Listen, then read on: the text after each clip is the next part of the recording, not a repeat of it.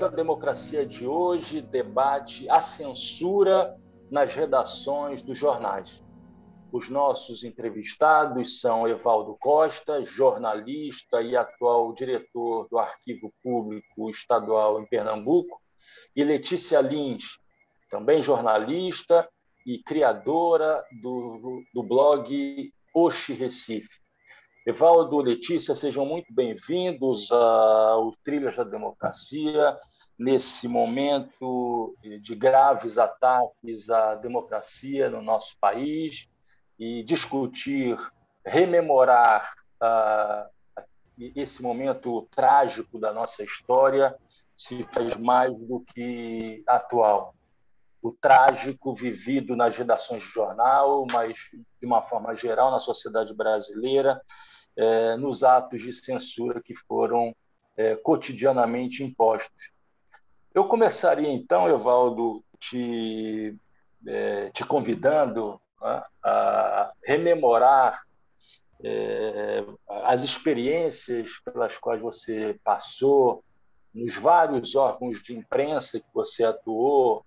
Você trabalhou no Estadão, no Jornal do Brasil, Jornal do Comércio, Diário de Pernambuco, Correio Brasilense, e eu imagino que você tenha vivido várias histórias, várias experiências da prática de censura nas redações dos jornais. Em primeiro lugar, queria agradecer a oportunidade de participar desses Trilhas. É um programa que é extremamente necessário, de utilidade pública, porque hoje é o momento de refletir sobre os riscos que corremos no passado recente e dos prejuízos que já estamos vivendo por vivermos no estado de exceção. Nós não estamos nas vésperas ou sob a ameaça de viver um sistema autoritário, o limiar da ditadura. Não, nós já vivemos sob regras de exceção. Já há terror, já há posições que as pessoas deixam de assumir e coisas que deixam de fazer por medo. Portanto, nós já vivemos sob um estado de exceção. E eu, pela minha experiência de vida, já vivi em outro momento parecido, como você pergunta. Eu entrei no jornalismo no dia 13 de fevereiro de 79. A lei da anistia é de agosto deste ano. Mas a simples, vamos dizer assim, vigência do período de abertura política, veio a anistia, os presos políticos voltaram um pouco tempo depois, não quer dizer que a censura, que a repressão política, a repressão à verdade, à disseminação dos fatos tenha parado aí. Não, ela viveu por muitos anos, e eu vivi episódios, porque num jornal que eu trabalhava, um jornal local, era autocensura. Quer dizer, se você, o jovem repórter que era, numa redação cheia de jovens repórteres, com anseio de trazer notícias, éramos tolhidos pela direção que dizia que não podia, que estava atendendo às autoridades e tal. Me lembro que eu participei como voluntário da cobertura da primeira greve do campo no Brasil, greve de trabalhadores rurais. Letícia deve ter participado dessa cobertura. Em novembro de 79, 30 mil trabalhadores rurais decretaram greve, e depois houve a negociação, e depois a greve se estendeu por toda a zona da Mata de Pernambuco. E eu me escalei como voluntário na equipe do Jornal do Comércio. Quando voltamos para a redação, o jornal simplesmente não ia dar a matéria. A matéria saiu no Diário da Noite, que era um jornal, vamos dizer assim, era um vespertino da empresa, que tinha menos leitor e que era mais liberado para certas coisas, que tinha na direção dois jornalistas jovens, que era Ivan Maurício e Paulo Cunha, que eram os dois chefes de redação. Então, as matérias que a equipe do Jornal do Comércio produziu, de algum modo, foram encaixadas dentro das matérias feitas no Diário da Noite. Então, eu tenho vários episódios desse. Você imagina eu, que me escalei como voluntário, eu não estava nessa cobertura, pedi para ir, vivi aqueles momentos de terror, de medo durante a Assembleia. Você chegava no lugar das Assembleias, andava com aquelas estradas coalhadas de policiais, de soldados, de polícia militar, de carros, e você achava que podia acontecer qualquer coisa a qualquer momento. Porque o fundamental, eu queria fechar essa fala dizendo o seguinte: a censura não é um problema da redação, nem um problema do jornalismo. A censura é somente a ponta do iceberg. A censura é a febre da infecção que está graçando no organismo. O que é a censura? É a tentativa de quem exerce um poder espúrio de impedir que as pessoas tomem conhecimento de todo o efeito dele. A ditadura a censura não é um assunto do jornalista. A censura é um assunto da sociedade. Ela não é sobre o jornalismo. Ela só é sobre o jornalismo como consequência. Porque o objetivo é um poder espúrio de evitar que as pessoas tomem conhecimento da extensão do mal que ele pratica. Porque outra coisa fundamental, para fechar rapidinho, é isso. Só é a favor de ditadura pessoas, vamos dizer assim, infantilmente, a não ser que eu seja alguém que quer usar de uma liberdade espúria, injusta, ilegal, para aproveitar de algo que outras pessoas têm e cuja liberdade foi tolhida. Então, o uso só pode ser a favor da supressão da liberdade quem quer se aproveitar da falta da liberdade do outro. Então, essas são as duas coisas básicas sobre essa questão que eu queria deixar colocado nesse começo. Certo. Letícia, você, no dia 31 de março desse ano, do ano de 2021, você publicou no teu blog, no Oxi Recife, uma matéria relembrando relembrando vários episódios, vários torturadores que você entrevistou, inclusive o torturador, aquele que talvez seja o mais conhecido pela entrevistei também o Coronel Cerqueira. Pela crueldade imposta a Gregório Bezerra no dia do golpe de 64, na Praça de Casa Forte. Mas você, nesse texto que você escreveu e publicou no dia 31 de março, você recorda uma missa em que, no momento do ofertório, foram colocadas armas, rifles, fuzis no ofertório, no momento do ofertório. Eu queria que você recordasse, porque quando se lê o texto, transborda a emoção desse episódio. Eu queria que você socializasse aqui no Trilhas da Democracia esse ato de censura ou de autocensura que você sofreu nesse episódio.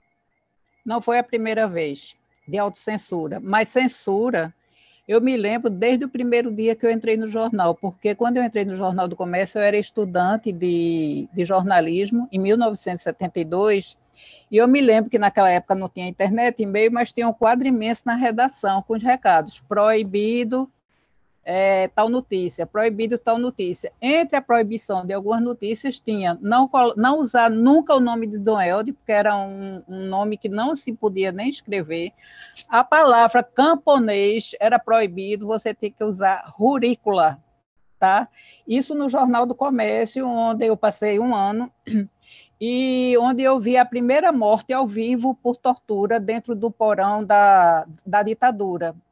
Eu era muito menina ainda e fui convocada para cobrir uma presa que tinha sido assassinada dentro da masmorra, né, da ditadura. Não lembro se foi no DOPS, não lembro se foi naquele quartel ali que fica na esquina da Rua do Hospício, mas eu me lembro que quando eu cheguei lá, a moça estava deitada no chão, morta, com uma coisa amarrada no pescoço, e a informação que eles deram foi a mesma que dariam depois sobre Vladimir Herzog, que ela tinha se enforcado dentro da cela. Era impossível ela se enforcar na cela, porque a grade que tinha... a alça da bolsa foi. Eu não me lembro. Aí eu fiquei com aquilo na cabeça, mas quando eu cheguei na redação, eu tinha que dar a versão oficial, eu não podia imprimir nenhuma suspeita minha como repórter, e no fim era até melhor noticiar, porque os parentes daquele preso sabiam que ela morreu, entendeu? Essa foi a minha experiência mais dramática assim, no Jornal do Comércio, é uma imagem que eu nunca me esqueci. Tempos depois, eu passei só um ano no Jornal do Comércio, fui para o Jornal do Brasil, que era um jornal que, como o Estadão na época, lutava muito contra a ditadura. O Jornal do Brasil ele sempre teve uma postura, até porque o então presidente do jornal fazia parte de comissões de direitos humanos, essas coisas. E aí, só que o meu chefe na época, que já é falecido, ele era muito ligado à reação, ele era muito ligado a milico, a esse povo, vivia dando recado para mim, e eu nunca dei importância, porque eu sempre fui um pouco destemida. E aí, naquele dia naquela época se chamava Quarto Exército, não era comando. Isso. E teve uma missa lá. E aí, quando chegou a hora do ofertório, eu fiquei sem acreditar no que eu estava vendo, porque numa hora de extrema religião, de religiosidade, de você celebrar a paz, como é uma liturgia católica, o ofertório foram rifles, metralhadoras. E aí eu cheguei vibrando na redação. Na época eu trabalhava no Jornal do Brasil, e aí eu não pude noticiar, tanto que eu guardei a foto até hoje, e esta foto, ela eu só divulguei agora, porque foi perdendo tempo, foi perdendo a oportunidade e eu não publiquei. Também fiz uma entrevista com o Villoc, que foi o torturador mor de Gregório Bezerra. O Gregório Bezerra foi torturado em praça pública, como você sabe, e eu me lembro do Villoc dizer textualmente para mim, sabe fulana, eu dei, sabe uma doutora fulana de tal, eu dei, mas assim, eu ficava olhando assim, eu digo, eu não acredito no que eu estava ouvindo, né? Aí foi isso, foram várias experiências de ouvir torturadores. Com relação à greve dos camponeses, que Evaldo falou, eu encontrei um episódio de autocensura dentro da redação, pior, não foi por chefe, não foi por nada, foi por um colega meu, que era muito conservador, ele já é falecido também. Eu sempre adorei cobrir as lutas camponesas, desde a minha infância, sempre me fascinaram. E quando houve aquela primeira greve, eu estava trabalhando no Jornal do Brasil, eu cobri todas as assembleias. A gente lembra, né, Evaldo? Isso. Você via caras estranhas no meio das assembleias, era SNI, era gente que você sabia que era informante. Mas, naquela época, a lei de greve era uma legislação draconiana. Você tinha que cumprir um ritual surreal. Antigreve. Era chamada lei era a lei antigreve. antigreve. Tinha que cumprir um ritual para poder fazer aquela greve. Aí eu fiz a reportagem, o Jornal do Brasil deu em primeira página, deu página inteira, porque era a primeira grande greve depois de terem sido sufocadas as ligas camponesas aqui em Pernambuco. Acontece que um belo domingo eu fui para o campo, entrevistei as pessoas, voltei para contar a história do que estava acontecendo, uma história mais ampla. Então, um colega meu, liga para o Rio de Janeiro e diz para José Neumann Pinto, que era o então editor da Nacional, que não tinha greve nenhuma, que era mentira minha. Ele com medo do Exército, ele com medo da censura. Aí, meu colega ligou para Roberto Magalhães, veja a coisa, Neumann ligou para Roberto Magalhães, que era governador e que era guru da direita em Pernambuco, e ligou, olha, governador, é o seguinte, porque Neumann desconfiou porque ele disse, olha, hoje mesmo o campo está tudo parado, o colega disse para Neumann, só que era um domingo.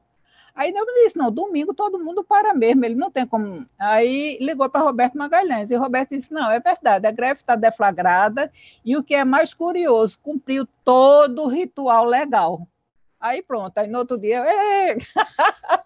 E a outra vitória é que o Jornal do Brasil, toda vez a gente brigando contra a censura, a gente vai vencendo aos poucos nas pequenas coisas, porque a ditadura proibia você de usar o nome camponês. Tu te lembra disso, Evaldo? Com certeza. E aí a gente tinha que botar o nome rurícola. Rurícola, a palavra ridícula. Todo dia, toda matéria eu escrevia os camponeses, aí meu chefe ligava, Letícia, é proibido dizer camponês, tem que ser rurícola. Aí eu botava, toda vez eu levava um esporro, um dia saiu, quando saiu,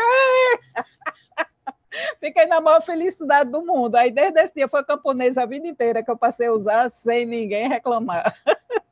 Evaldo, você foi o homem da imprensa, o assessor de imprensa, o homem que fazia o diálogo com a imprensa no governo Miguel Arraes e no governo Eduardo Campos. Mas a minha pergunta é anterior a esse período. Não é? Letícia falou da proibição do uso do nome de Dom Helder Câmara nos jornais. Como é que isso acontecia em relação a nomes como Miguel Arraes e Francisco Julião, que são dois importantíssimos nomes da luta, da resistência democrática no nosso Brasil? Olha, a gente tem que entender que as redações locais dos jornais que a gente trabalhou só exercia função editorial pessoas responsáveis, jornalistas que não iriam transgredir ou que até se antecipariam a qualquer risco, qualquer ameaça de transgressão das normas impostas. Então, na redação do jornal, quem estava lá é quem tratava nós, jovens repórteres, como esquerdinha, e que não deixavam que fosse citado nada. Então, a regra era nome de Miguel Arraes, nome de Dom Helder Câmara. Não existia, a não ser nas conversas internas da redação. Era terminantemente proibido. E os jornais, era incrível que nós tínhamos no Jornal do Comércio uma equipe imensa, com grandes profissionais, grandes nomes, mas o jornal preferia publicar na íntegra todos os press releases que o governo do Estado e a Prefeitura do Recife, e a Surene, e a Sunab, todos os entes da máquina administrativa e o Quarto Exército, todo e qualquer press release que viesse das autoridades tinham precedência, prevalência sobre qualquer matéria apurada, por qualquer que fosse, sobre qualquer fato. Então, os jornais, inclusive, havia um trabalho na cadeira do curso de jornalismo, nessa época, que era que você fazia jornalismo comparado, e que a gente mandava e era um ícone e era um indicador de sucesso do trabalho das assessorias, quanto por cento dos press releases eram aproveitados. Havia casos em que, por exemplo, a maior parte dos jornalistas que trabalhavam na assessoria de imprensa do Palácio, eles trabalhavam também nas redações. E muitas vezes ele escrevia um release e ele mesmo publicava o release. De manhã ele escrevia o release lá na redação da imprensa e depois ele publicava. Então, não havia esse dilema, as barreiras colocadas eram muito fortes, muito firmes, quase inexpugnáveis. A gente se resignava a filtrar, contrabandear informações e dados. Eu me lembro que, em 1978, mais ou menos, o presidente Geisel esteve em Pernambuco, foi a Caruaru.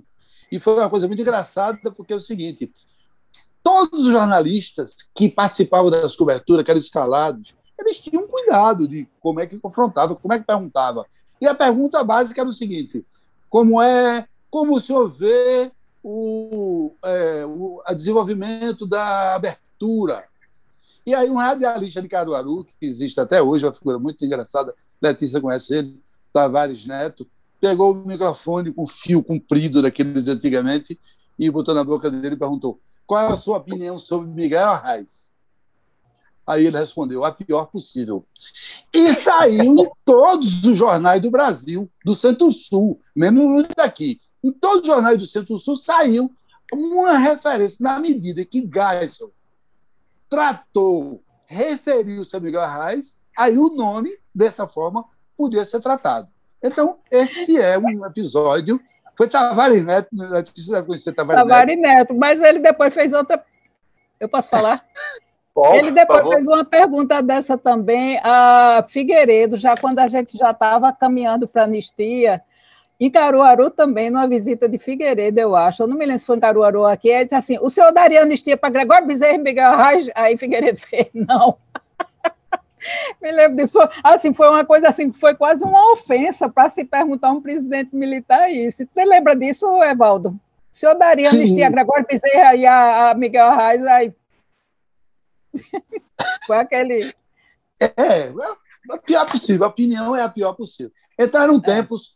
E por que é importante a gente lembrar disso hoje, Letícia? Muito importante. Veja, eu trabalhei, quando eu saí do Jornal do Comércio, fui trabalhar no jornal que tinha uma sucursal no Recife, que era um verdadeiro aparelho da resistência. Você sabe, toda pessoa, quando é presa, quando havia alguma prisão por motivos políticos, a primeira coisa que se fazia era levar a Comissão de Direitos Humanos da Arquidiocese de Olinda e Recife, levar Dom Helder, levar a Assembleia, onde Java Vasconcelos era deputado, presidente do MDB e líder da Assembleia, e levar a sucursal do Estadão, onde havia uma possibilidade que a notícia tem um episódio clássico histórico.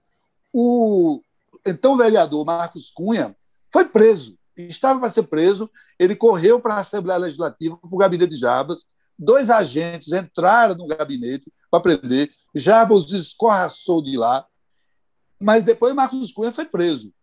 E o salvo-conduto para que Marcos Cunha sobrevivesse a uma prisão como essa foi uma notícia, um picolé de uma coluna que o Estadão publicou, que Garcia mandou, que nos seguintes termos.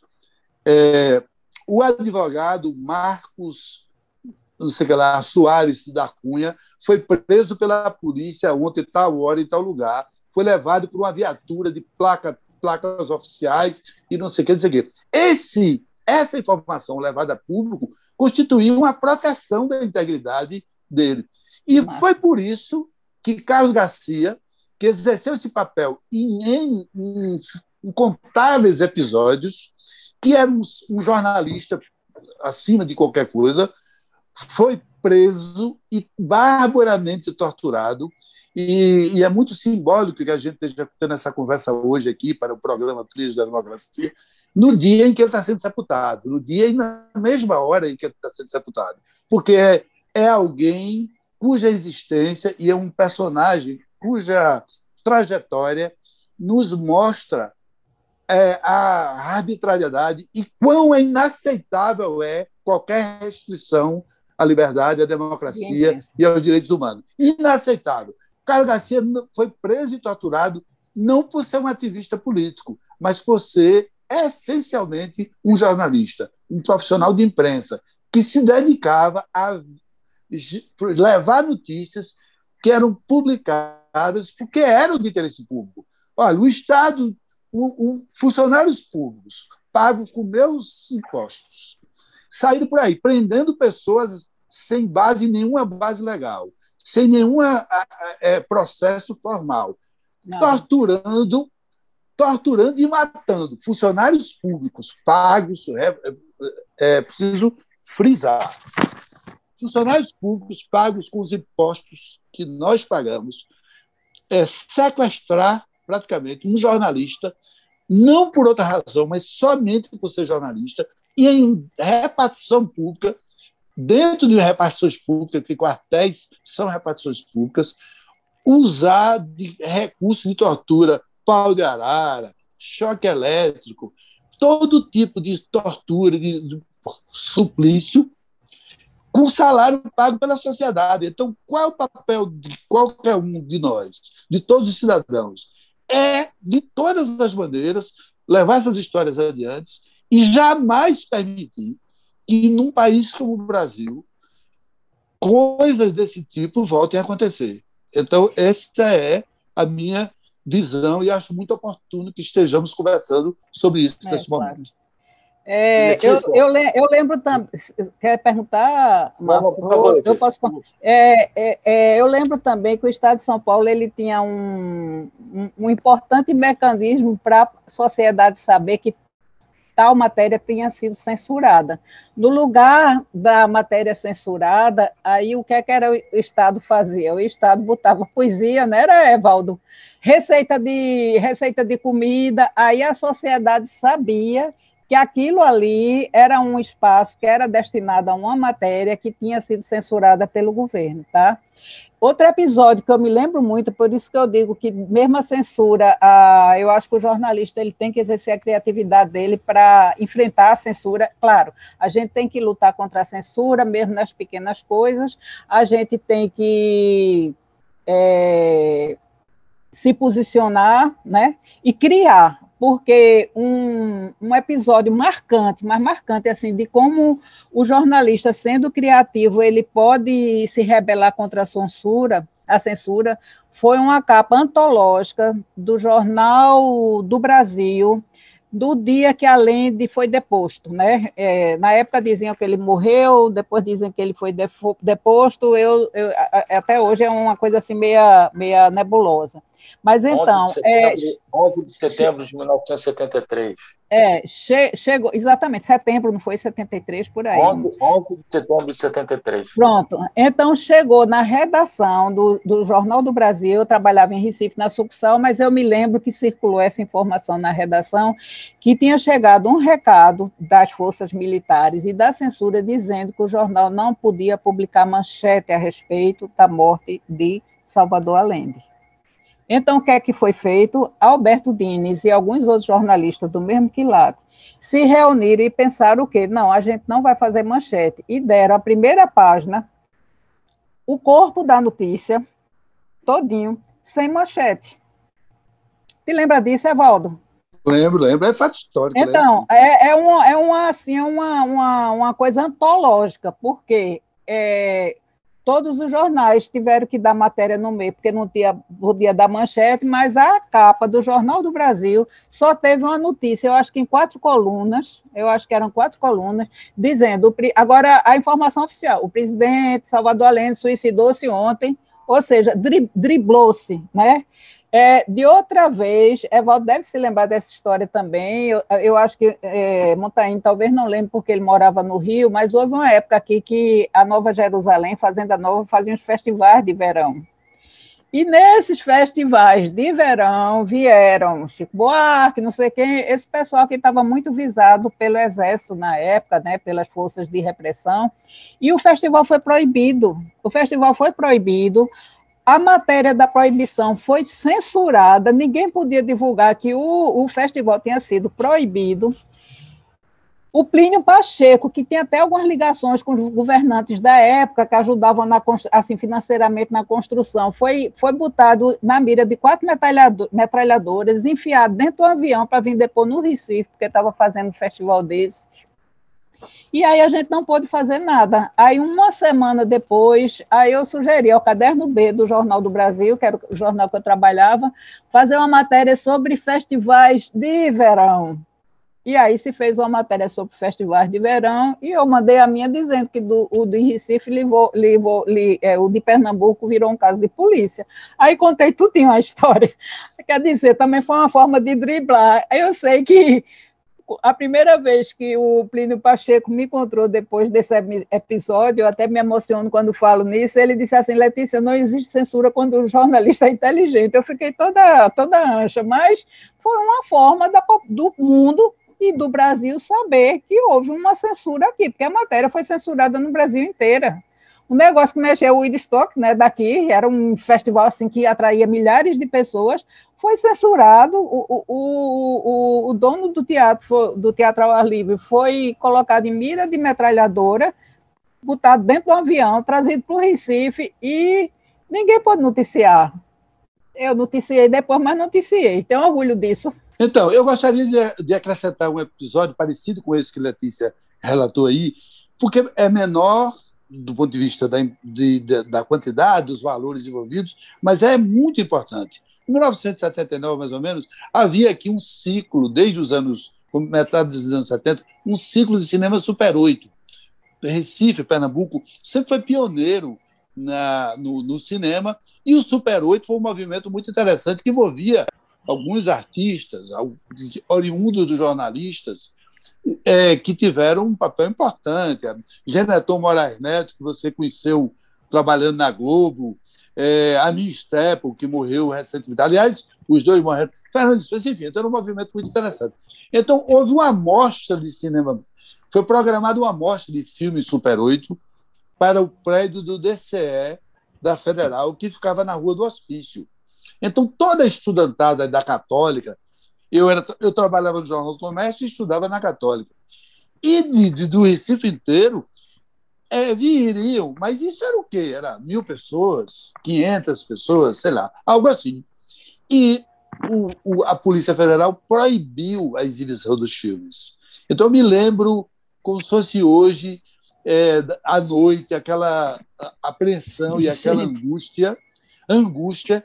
Chegou a polícia para frente da Rua do Hospício, porque quando a polícia proibia, se alguém se metesse a desobedecer, o pau ia cantar. Todos os cineastas correram lá para a sede da Polícia Federal para argumentar, mas não houve jeito. Aqueles ingênuos filmes, não eram ingênuos, desculpa qual formular, eram feitos nas condições mais amadoras e mais, como é que eu digo, improvisações. Os créditos eram feitos em papelão, característica, né, do CPU, de caneta, e fazia imagem direta de papelão, cartela de papelão, com as canetas, escrita de caneta, que eram os créditos. O Estado brasileiro se dá o trabalho de proibir que aqueles jovens passassem aqueles filmes e que, sobretudo, que outros jovens vissem aqueles filmes que eram a manifestação artística e cultural que se podia fazer naquele momento no cinema. Então, a ditadura é um mal.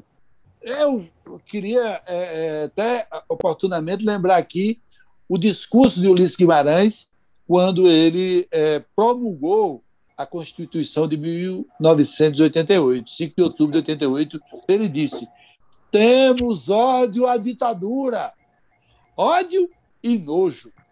É isso que a gente tem que dizer, é isso que todos temos que dizer hoje em dia.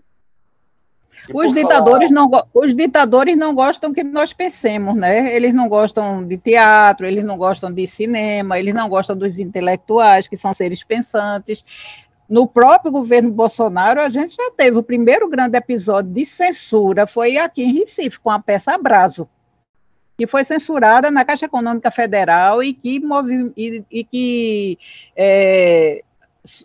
deu origem a uma mobilização emocionante. A Prefeitura do Recife cedeu o palco e a peça foi encenada. A peça belíssima, uma peça para você pensar, e que já estava certa de ser encenada na Caixa Econômica e foi censurada. Foi o primeiro episódio de censura oficial, cultural, essa coisa monstra que está aí. Eu disse que nós estamos vivendo um período de exceção, já é período de exceção. E vamos combinar, a eleição de 2018 já foi feita sob regras excepcionais. Você lembra que as pessoas não foram para a rua portando adesivos, se dedicando como eleitores de Haddad no segundo turno, por temor. As pessoas iam para as grandes concentrações, mas ninguém se atreveu. Houve caso aqui, episódio de pessoas que estavam num bar, uma moça que estava num bar e foi agredida violentamente por estar portando. Então, isso já influenciou. Isso já influenciou essa eleição.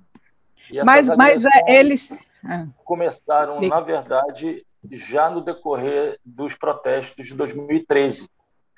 Durante as manifestações de 2013, a partir do momento em que elas se tornam massivas, vários estudantes, ex-estudantes meus, né, iam com as suas camisas vermelhas, seus bonés do MST, suas bandeiras de organizações políticas de esquerda, e eram agredidos.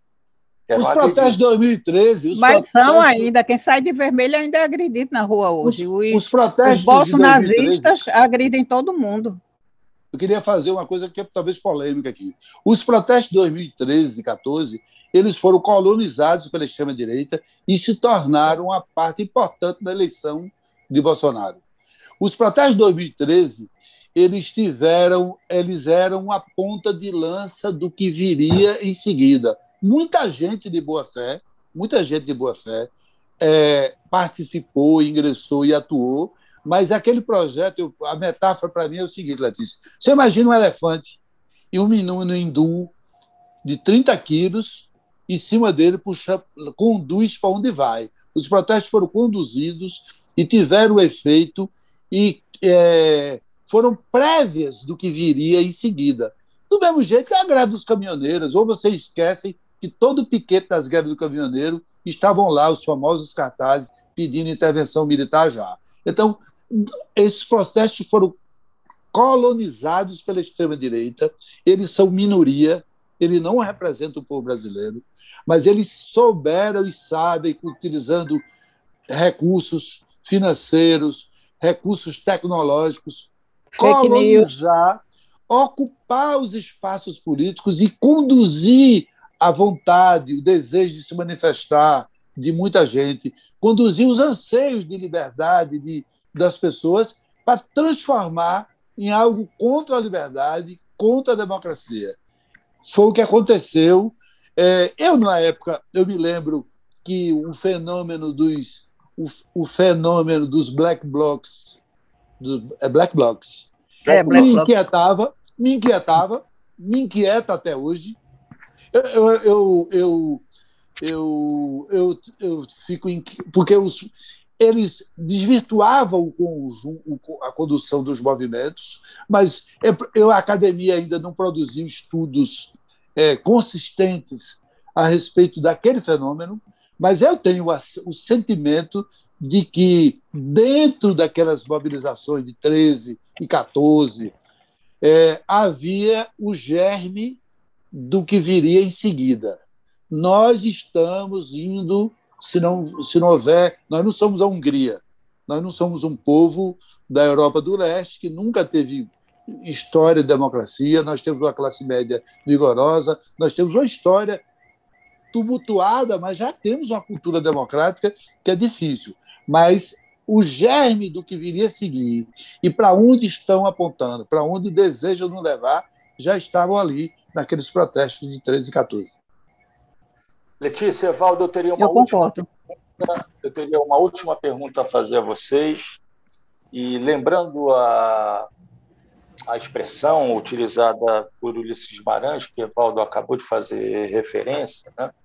Ódio e nojo da ditadura, eu queria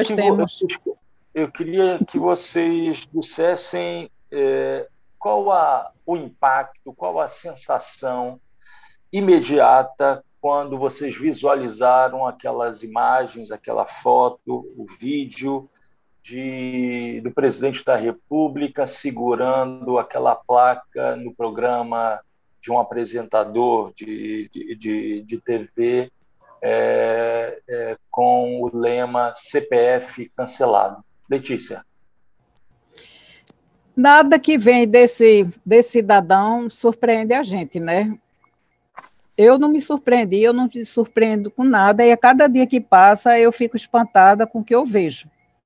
Porque são cenas, eu acho assim, que essa cena é uma cena assim, que reflete profundamente o momento que a gente vive, a cabeça do governo, que é de sufocar tudo, de não respeitar ninguém,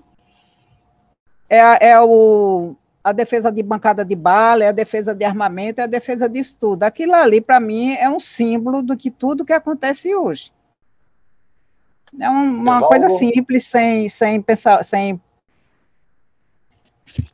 Vai, Evaldo, o CPF cancelado é mais um passo na direção da afirmação do cinismo que acaba procurando legitimar a defesa da tortura, dos homicídios contra aqueles que resistiram e continuam a resistir contra a ditadura e também contra jovens negros de periferia? Sem dúvida. E é mais do que isso. Esse governo, muita gente chama de louco, mas ele não é louco. Ele é extremamente racional, ele é frio e calculista. Muita gente chama de incompetente a condução da defesa da pandemia, do enfrentamento à pandemia. Não é incompetente, e os resultados que nós temos aí são os resultados buscados pelo governo.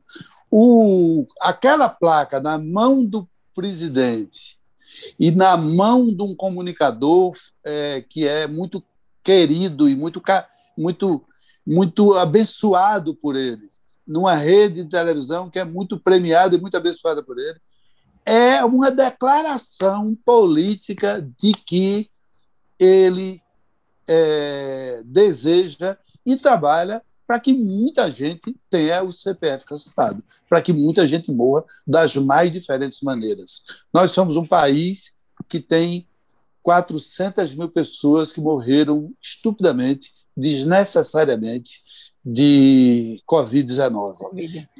Desnecessariamente. É propositadamente. Essa que é a verdade que a gente tem que encarar. Aquele ali é uma amostra seguinte. Veja, eu tenho que dar um crédito ao presidente Bolsonaro. Tenho que dar um crédito ao O Brasil foi vítima de muitos estelionatos eleitorais. Houve muitos candidatos que prometeram coisas e que, depois de eleito, fizeram o contrário do que prometeram. Nós temos muito caso de estelionatos eleitorais, desde que eu me lembro, de Sarney, de Fernando Henrique. Houve muito. Aliás, chegou um determinado momento que era quase regra dos candidatos fazerem promessas vazias e que não tinham nenhuma intenção de cumprir. Mas Bolsonaro não é isso. Bolsonaro, desde sempre que esteve na vida pública, ele sempre foi a favor da tortura, sempre a favor da ditadura, sempre foi a favor de prisões arbitrárias, sempre foi contra a liberdade de expressão, sempre foi contra a democracia. Ele nunca disse nada diferente disso. E o que é mais importante, ele não disse isso durante a campanha de 2018. É claro que ele falou pouco na campanha de 2018, mas tudo que ele expressou, não como discurso verbal, muitas vezes, mas como prática, como conduta, como ação, foi de que ele é, sim, a favor das prisões arbitrárias, de tortura, de ditadura. Nunca escondeu, nunca negou. Agora, a gente diz assim, não, há pessoas que não são isso, que dizem que não são isso, mas votaram nele enganado. Não é verdade. Eu não aceito que ninguém diga que votou em Bolsonaro por outra razão que não seja apoiar esse projeto genocida. Quem votou, votou sabendo, votou porque queria. A conduta ideológica dele, realmente, você tem que dar o crédito, porque ele sempre foi um extremista de direita, um fascista, um nazista, tudo que não presta. Agora, as promessas do que ia acontecer na parte da economia, tudo foi estelionato, né, Evaldo? Porque nada aconteceu do que ele prometeu. Verdade, agora, a parte ideológica, realmente, ele está seguindo. Mas um cara que diz que todo mundo vai ter um bojão de gás a R$39 quando ele for candidato, você está vendo o preço aí, que a gasolina não vai subir, você está vendo o preço aí. Eu estou citando só esses dois casos, que é um caso que mexe com o bolso de todo mundo, entendeu? A coisa que ele menos fez, foi compromisso desse tipo. Primeiro, não, mas ele fez também. Ele disse que ia acabar com o Bolsa Família, ele disse que ia acabar com a aposentadoria do trabalhador rural. Ele não fez. Ele fez alguns, mas a essência da pregação, a essência da postura eleitoral dele ideológica. Era. Então, ninguém tinha o direito de esperar que fosse diferente. Ninguém tem o direito de alegar que votou por isso, votei contra aquilo. Não. Votou sabendo. E tinha até aqueles que diziam, não, mas ele diz isso, mas não vai fazer, não, é só campanha. Olha, o seguinte, Hitler publicou o manifesto do que viria a ser o Partido Nazista depois. Em 1918, ele publicou o manifesto do Partido Nazista, que não se chamava Partido Nazista ainda. Era o Partido Nacional dos Trabalhadores Socialistas, Nacional Socialista. 5 letrinhas. Era. Ele publicou tudo o que ele fez. Letícia, Evaldo, nós chegamos ao fim desse Filhos da Democracia. Gostaria muito de agradecê-los por esses riquíssimos relatos que só consolidam esses nossos princípios contrários à censura e à ditadura. Gostaria de encerrar esse programa dizendo que hoje, dia 28 de abril, dia em que ele é gravado, esse programa vai em homenagem à memória de duas ilustres personalidades brasileiras torturadas, perseguidas durante a ditadura de 64, que não foram mortos pela ditadura. A ditadura não conseguiu assassiná-los, não obstante as torturas, as fortíssimas torturas sofridas, mas que nos deixaram de ocorrência da Covid-19. Carlos Garcia e Alípio Freire. Esse Trilhas da Democracia é em homenagem aos dois. Um abraço e até a próxima semana.